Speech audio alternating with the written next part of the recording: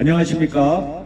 대구제일교회 전 담임 목사이자 현재 대구광약교회 목사인 나유섭입니다. 오늘은 마태복음 5장 23절에서 24절의 말씀을 가지고 예물과 형제라는 제목으로 하나님의 말씀을 전파하겠습니다. 먼저 기도하겠습니다. 하나님, 오늘도 이 자리에 임재하옵소서. 오늘도 부족한 종을 통해서 말씀하시고자 하는 내용을 가감없이 정확하게 분명하게 전할 수 있도록 인도하옵소서. 하나님의 영이 저의 입을 통하여 전하는 것을 제가 저지않지 않게 하시고 온전히 전할 수 있도록 지혜와 언변의 능력을 허락하여 주시옵소서. 우리 주님 예수 그리스도의 이름으로 기도드립니다. 아멘. 오늘 말씀을 보면은 어느 한 사람이 예물을 드리려고 제단으로 가다가 형제에게 원망을 들을 만한 일이 생각나거든 먼저 형제를 찾아가 화해를 하고 돌아와서 예물을 드리라는 가르침입니다. 여기에 나오는 말씀은 하나님 앞에 예물을 드릴 때에 형제 우애가 바탕이 되어야 한다 하는 메시지가 담겨져 있죠. 형제 사이의 관계가 올바로 되어야만 그 당사자가 하나님과 올바른 관계를 가지게 될 것이다. 이러한 메시지가 담겨져 있습니다. 여러분, 오늘 우리 이 말씀을 볼 때에 몇 종류의 사람을 우리가 생각해 볼 수가 있습니다. 첫 번째는 하나님과의 관계만을 생각하고 형제와의 관계를 생각하지 않는 사람입니다. 하나님 앞에 예물을 드리고자 하지만 자기가 다른 형제에게 원망 들을 만한 일을 한 것에 대해서는 생각하지 않는 사람입니다. 다시 말하면 형제 사이의 관계는 아랑곳하지 않고 오직 하나님과의 관계만이 중요하다라고 주장하는 사람이죠. 이런 사람은 하나님께서 받아들이지 않는다. 그 사람이 아무리 많은 예물을, 아무리 좋은 예물을, 아무리 귀한 예물을 드린다 하더라도 하나님이 받아들이지 않는다 라고 하는 메시지가 여기에 있습니다. 여러분, 이러한 모습을 대구제일교회에 적용해 보십시다. 대구제일교회에 보면 많은 사람들이 와서 예배에 참여를 하고 헌금을 드립니다. 오늘날 예물을 드리는 모습이라고 할 수가 있죠. 그런데 그 많은 사람들은 자기가 교회 안에서의 형제나 자매 또는 교회 밖에서의 형제나 자매에게 원망 들을 만한 일에 대해서 일절 생각하지 않는 사람들이 많습니다.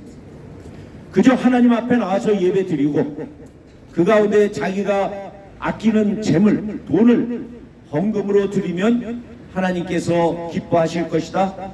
하나님께서 나를 받으실 것이다. 하나님께서 나에게 상을 주실 것이다. 라고 생각을 하는 사람들이죠. 교회 바깥에서 시위를 하는 나유섭 목사가 어떤 부당한 행위를 당했는지에 대해서 일절 생각하지 않습니다. 그 사람은 20년 전에 당한 거 왜 지금 와서 떠드느냐? 이렇게 생각하고 지나갑니다. 뭐 저 사람 떠드는 거 하고 나하고 무슨 상관이 있느냐? 라고 생각을 하고 지나갑니다. 그러면서 자기는 하나님 앞에 올바른 사람인 것처럼 거룩한 존재인 것처럼 행동을 합니다. 하나님께서 이러한 사람이 드리는 예물을 받지 않으시겠다라고 말씀하십니다. 이러한 사람들이 아무리 많은 헌금을 드린다 하더라도 하나님께서는 상을 주지 않으실 것이다. 알아주지 않을 것이다. 기억하지 않을 것이다. 라고 말씀을 합니다. 그 사람은 자기 신앙심에 헌금을 드린다 할지라도 하나님이 받으시지 않으신다면 아무런 소용이 없겠죠. 한번 여러분 생각해 보시기 바랍니다. 두 번째로는 형제에게 잘못한 것을 생각하지만은 애써 무시한 채 하나님 앞에 나오는 사람입니다. 여기에 보게 되면은 분명히 형제에게 잘못한 것이 생각나거든 먼저 그에게 가서 화해를 요청하고 예물을 드리라고 했는데 마음에 쪽팔리는 거죠. 가서 화해를 요청하자고 하니 자존심이 상하고 가서 용서를 구하자니 쪽팔리고 해서 그렇게 하지 않고 교회에 나와서 하나님 앞에 예물이랍시고 돈을 헌금으로 드리는 사람들이 있다는 것입니다. 오늘 이러한 사람들은 다른 사람과의 관계는 아랑곳하지 않고 하나님과의 관계만을 중요시 여기지만은 그래도 일말에 깨달음은 있어서 다른 사람의 관계를 찝찝하게 생각을 하면서라도 하나님 앞에 나오는 것입니다. 이러한 사람들이 상당히 많습니다. 자기의 의의를 나타내고자 하는 이러한 모습이라고 아니할 수가 없죠. 이러한 교훈을 한번 대구 제일교회에 적용을 해볼까요?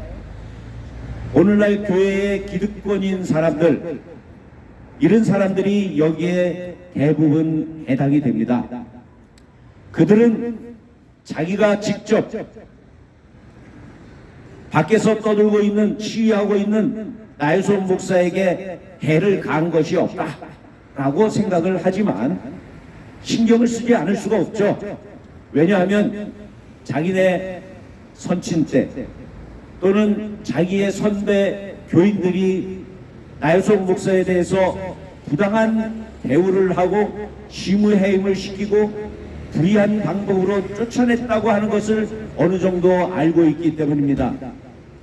만약 그런 일이 없었다고 한다면 그들은 지금이라도 교회의 회계장부와 은행 계좌를 열어서 그러한 일이 없었다라고 하는 것을 저에게 확인시키고 저를 창피하게 만들 것입니다. 그런데 그러한 일을 하지 못하는 것은 그러한 잘못이 있다고 하는 것을 간접적으로 시인하는 것이거든요. 그것을 알면서도 하나님 앞에는 예배해야 되겠고 하나님 앞에는 예물을 드려야 되겠고 하나님으로부터 복음 받아야 되겠고 이런 생각 때문에 찝찝하게 예배에 참석하고 나름대로 신앙생활을 한다고 껍죽대고 있는 것입니다. 하나님은 이러한 사람들의 예물을 받지 않으십니다. 이러한 사람들이 드리는 예물은 그들의 선친이나 선배 교인들이 행한 범죄에 동참하는 것입니다. 그렇기 때문에 아무리 많은 예물을 드린다 하더라도 하나님께서는 그에게 상을 내리지 아니하실 것이요 오히려 벌을 내리실 것이라고 저는 믿어 의심치 않습니다. 오늘 말씀은 이러한 데 해당하는 사람들이 특별히 들어야 할 말씀이라고 저는 분명히 외칩니다.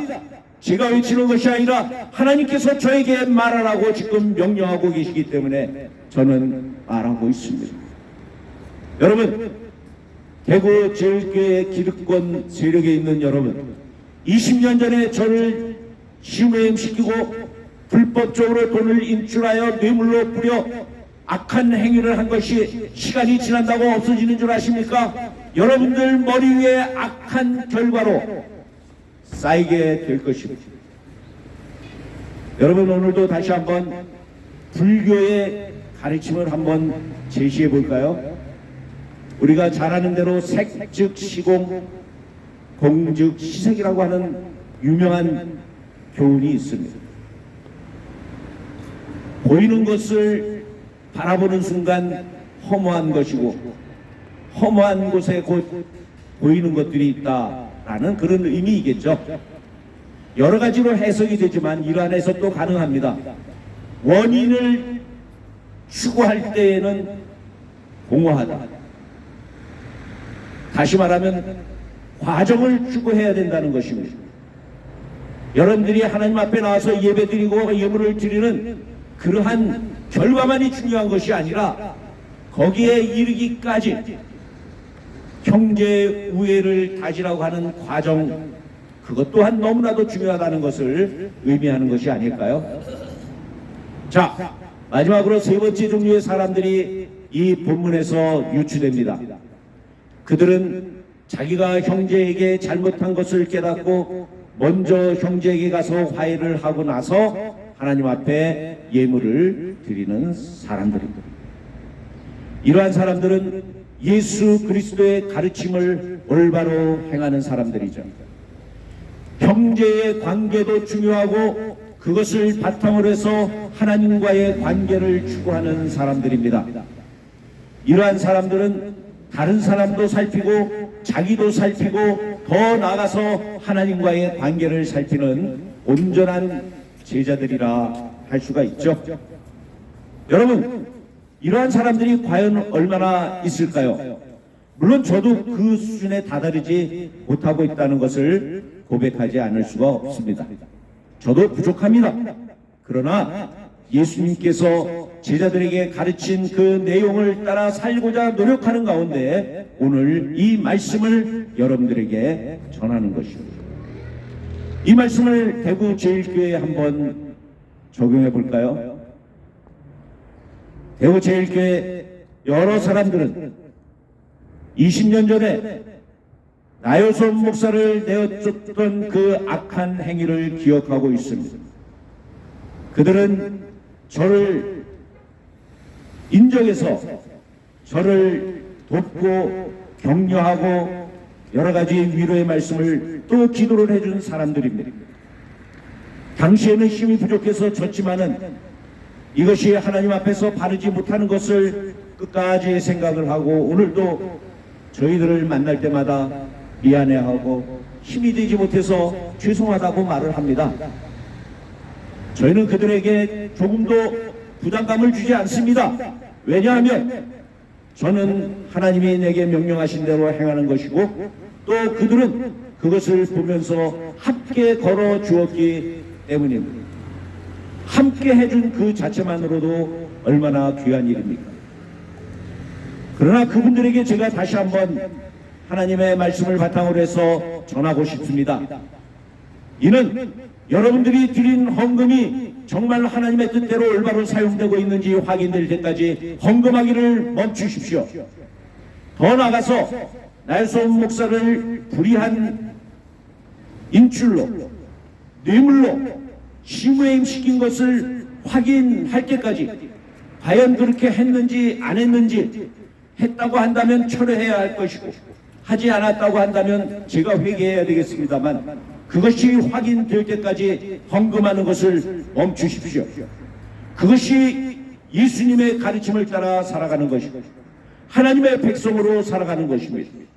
오늘 성령께서 여러분들에게 하시는 말씀을 들으시기를 바랍니다.